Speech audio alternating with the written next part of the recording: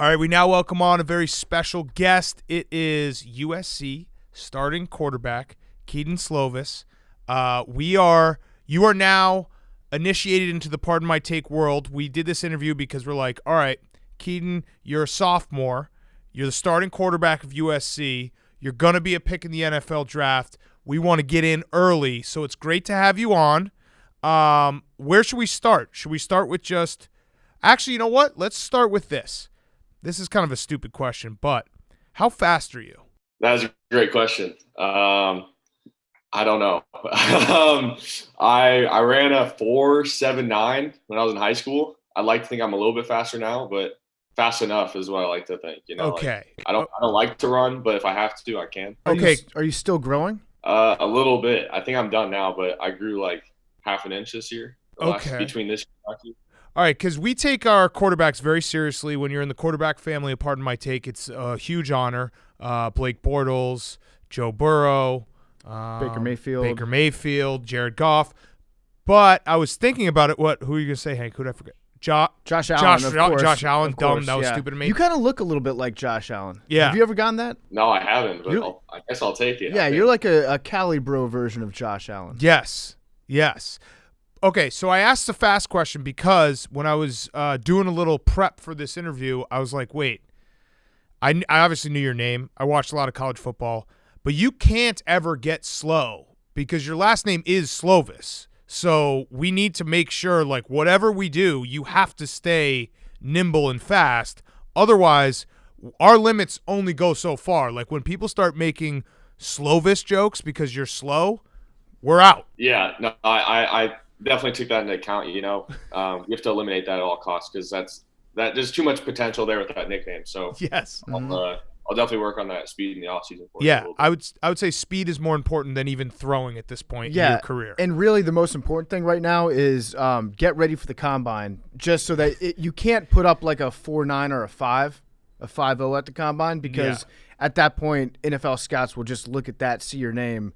And then, boom, you're in the third round before you know it. Mm-hmm. Yes. That's definitely how they evaluate. So I need to – I'll get at least below sub 4.8, I think, is what I think we can easy target for. Okay. I like it. Me and Big Cat were talking to Matt Leinart. He's would you call him a colleague, a protege, just some rando weird townie that hangs around the program a lot? Booster? I've looked up to him for a while.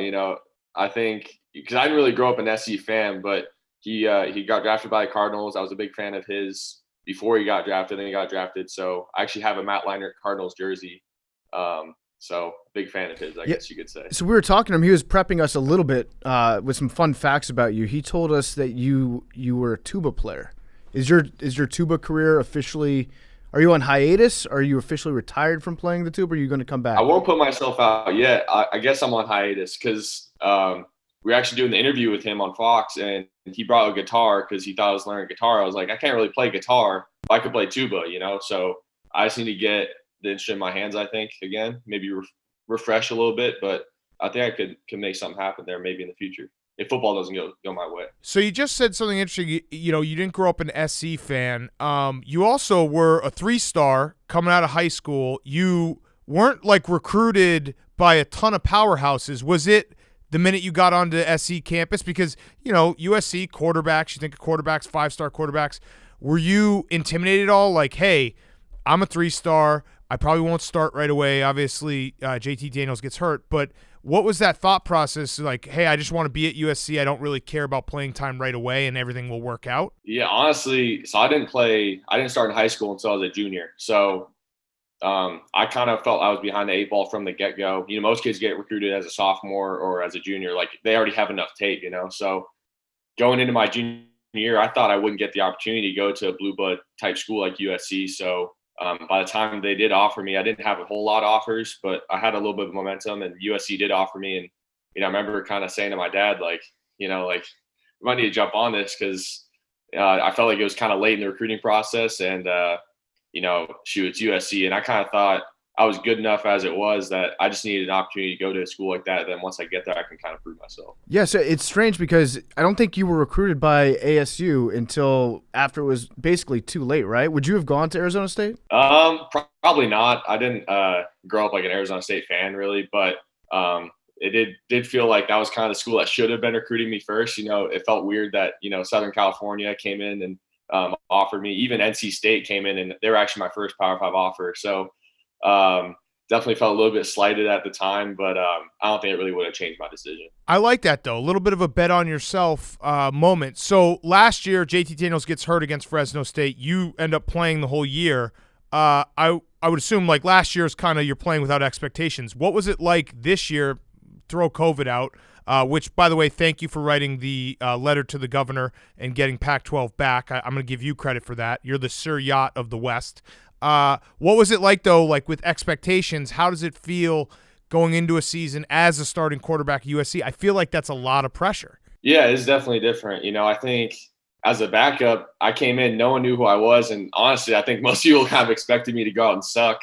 I did. I did. When you came in, I was like, I actually bet against you guys against Utah because I was like, fucking Kedon Slovis? Who the fuck is this guy? Oh, no, I bet on him because of the name. Because of the name? In fact, I was like, you suck, dude. I was like, Kedon, that guy's good. In fact, I think my dead dog reported that JT Daniels was out and you were getting the first start. So I guess Leroy, Really? yeah, I think he gave you your start out west. I even forgot what Big Cat just finished asking. Well, so like when you come in and you're a true freshman and you're playing right away, did you even have a second to be like, holy fuck, this is a lot? Like, or was it just let's go and roll? Yeah, it's kind of like, I guess so. Like you're playing with house money at that point, right? Like you didn't expect to play, you get a great opportunity, so let's roll with it. And honestly, I think that's kind of an easier way to get going versus like this year. I think I was pressing a little bit to start the year just because, you feel that pressure of being the guy and having those expectations.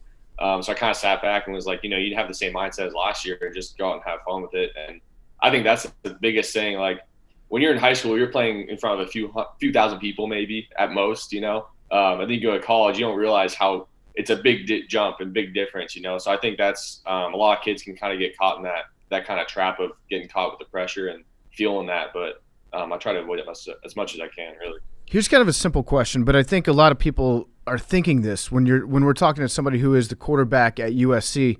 Do you ever stop and look around and just be like, damn, my life is awesome.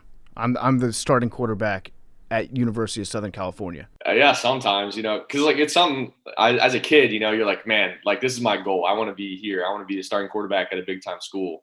So sometimes I kind of sit back and think, man, it's pretty cool that, we made it here, but I still have further way to go. I don't just want to be the quarterback at USC and have that be it, So kind of want to keep things in perspective. And my life really hasn't changed a whole lot on a day-to-day basis. So really things aren't that different. Yeah, that's it. Like if you were to ask most people, they'd be like, man, if I could do it all over again, I'd go back and be the starting quarterback at USC and live in LA and just live the life. That's like the ultimate college bros dream life that you're living right now. So absolutely. Sometimes you might not notice it in the moment, but you should stop and take a mental snapshot sometimes and be like, this kicks ass.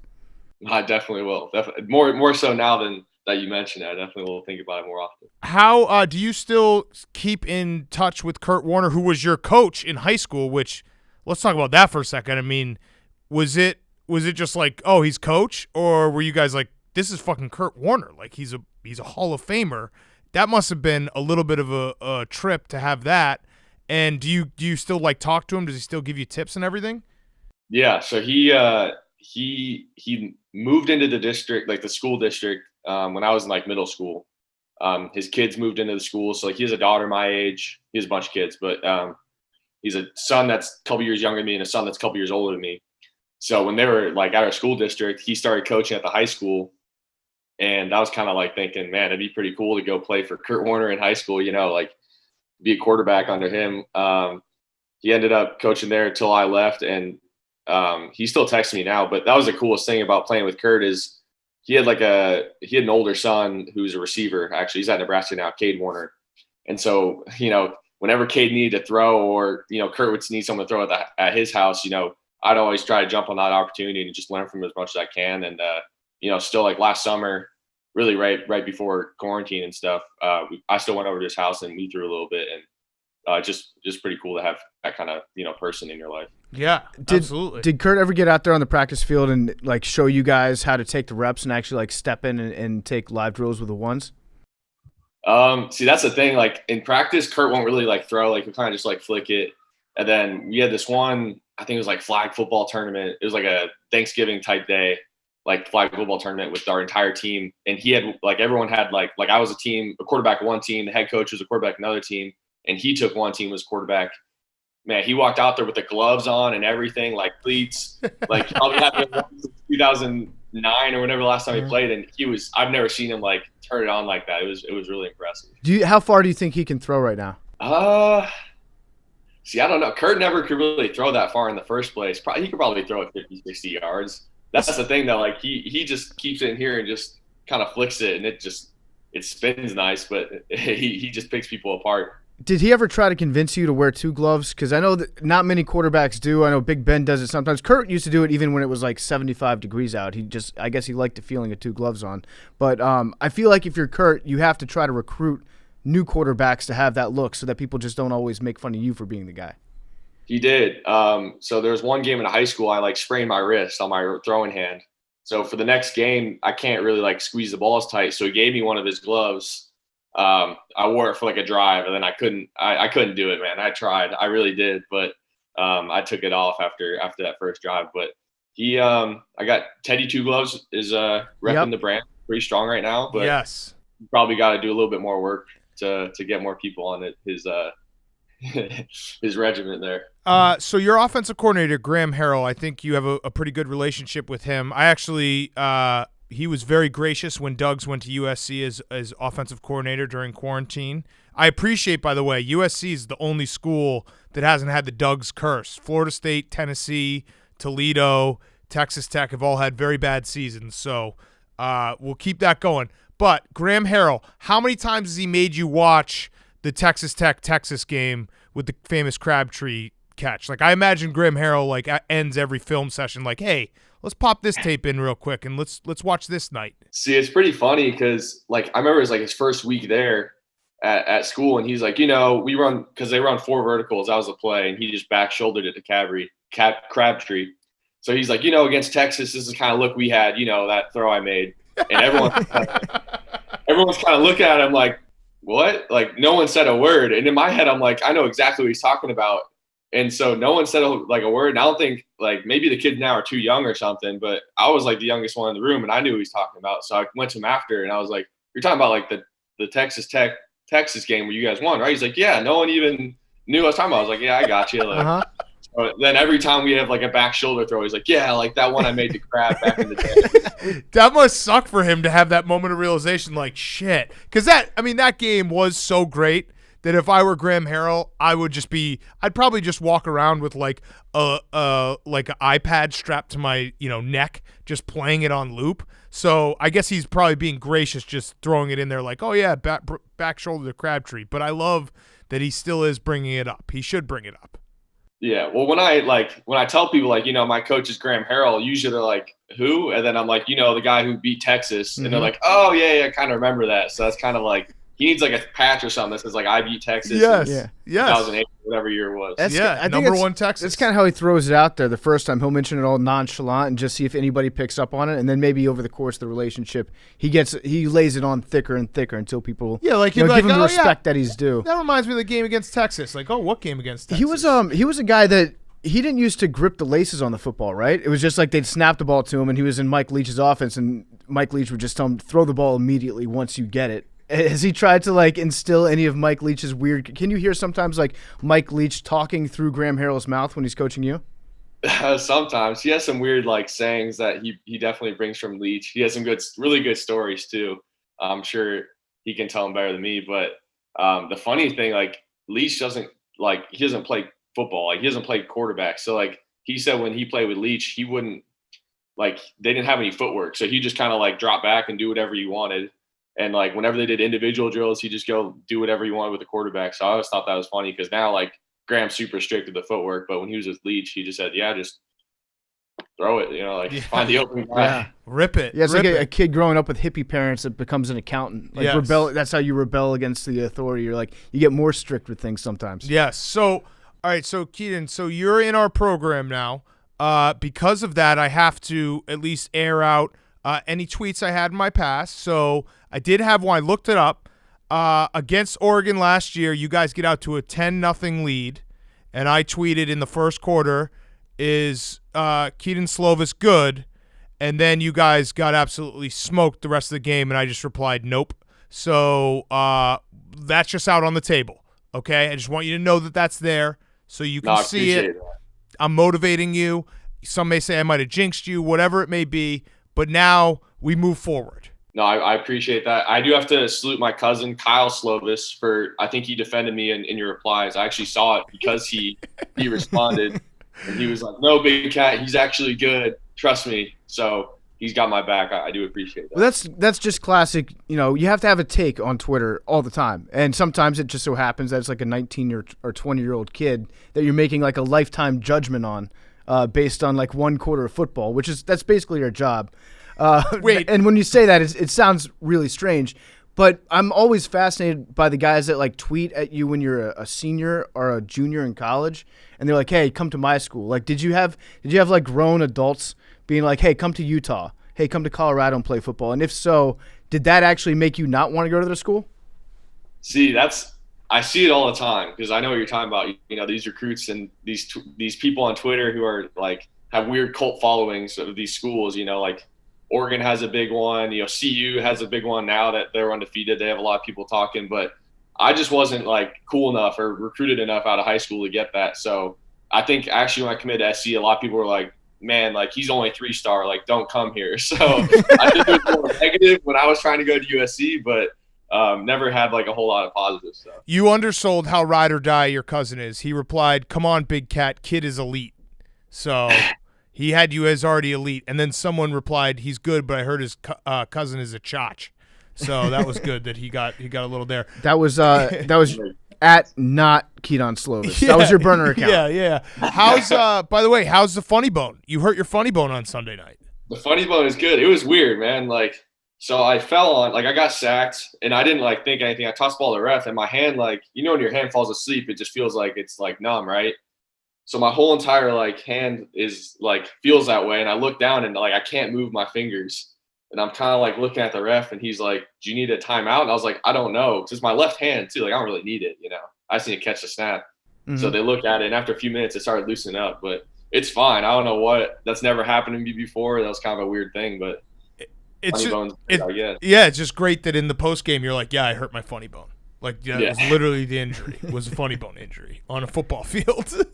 It's weird, man. I don't know how to describe it. All right, so my last question for you I had was, do you look – so 2022, you are right now, like it's very early. We love doing the pre-draft stuff, but there are some publications that have said number one pick 2022. Do you read that at all? Do you look at that? I mean, you have to, right? I don't look for it, but people will send it to me. So that's how it usually goes. Like that's rat poison. Mm-hmm. That's rat poison. You can't have that. I know. That's why I try not to, like, hey, don't send – I tell people don't send me stuff, but they do it anyway. But there's a lot of football ahead. So, that's why I always tell them, like, we got – this season's not even over yet. So we'll get there when we get there. Do you need somebody to trash you? Does that motivate you when you read something negative about yourself? Yeah, it does. We can have – so you guys should trash me. You shouldn't take me under, like, the PMT banner yet. But well, no, you are, but we're taking you under our banner by trashing you and helping. We actually have an intern, Well, Billy. No, I was going to say we have a perfect person. Whether you know it or not, Hank already hates you because he hates every single one of our friends. That's true, but also so he'll trash you. But also free. Hank doesn't know how to write, and Billy, our intern, is actually very hypercritical of people on film, especially their bodies. So we can just like especially for a guy who didn't play. Yeah. So we can like sick him on you and have him just do like a recurring blog series of all the mistakes that you made in each game, just so that you have always like a chip on your shoulder. That'd be great. You know, like say something about like my funny bone isn't strong enough, or I don't know, but have him go after me. That'd be great. Okay. Well, selfishly, we need to get you bumped down a little bit, so that way, then when you get the number one pick, we can say it was our doing, because we'll do a draft Kedon Slovis, and then we'll be like, oh, we'll take all credit for it. So you starting at one doesn't really help us, right? And you can kind of be like, we were at the bandwagon when he like wasn't number one. Yes. Now he, we got in early. We got in real early. Right now, I have you mid-second round. And that's just because you maybe that's because you quit the tuba and you have no follow through. Maybe. That'd be great. All right, man. Well, this has been awesome. We appreciate it. You are part of the crew. Good luck with the rest of the season. Maybe we'll talk to you in the off season. Also, credit to you. I feel like you went from Arizona to California and you immediately got, there it is, the hair, the Cali hair. You on command, you just messed with your hair perfectly. Was that like you showed up on campus and all of a sudden your hair just started looking awesome? I think it's been awesome for a while. Arizona's slept on, I think, a little bit. It's not that bad of a place, but definitely makes it a little bit lighter in the California sun. It's a ringing endorsement. Not that bad of a place, Arizona. What's the difference between Arizona bros and Cali bros? See, I hate saying this because I love my guys in Arizona, but I feel like Arizona wants to be California, but they're just not they're not. Right. That's the only way to describe it. They think they're West Coast, but they're just really too far east to be true. Considered. Yeah. Can you explain to us real quick what the hell goes wrong with the clocks in Arizona? With the what? With the clocks. Why are the clocks always different in Arizona than every other? I don't. So we don't have daylight savings. Us and Indiana, I think they're only states that don't have it. I kind of like it, but when I went here, it weirded me out because I'm not used to it. So I think it was actually, we had the 9 a.m. game. So we had mock game week for the 9 a.m. game. And then the next week, daylight savings time. So it was a completely different sun location in the stadium. It threw me off, but it's not bad. It's kind of nice having the sun out a decent hour of the day. Yeah, that 9 a.m. game, was that just so bizarre? Yeah, I don't want to play another one, but we'll see what happens. You guys are. You're definitely going to have to play another one. That's going to be here to stay for the Pac-12. Yeah, unfortunately, I think you're right. Yeah. All right, well, Kedon, thank you so much, man. We appreciate it. Welcome to the crew. If you start to suck, there won't be a letter or anything. We'll just stop talking about you. No goodbye or see you later. Just know that that's out there. But otherwise, you're in. Awesome. All right, man. Thanks so much. Appreciate it. Thanks for having me. All right, see ya.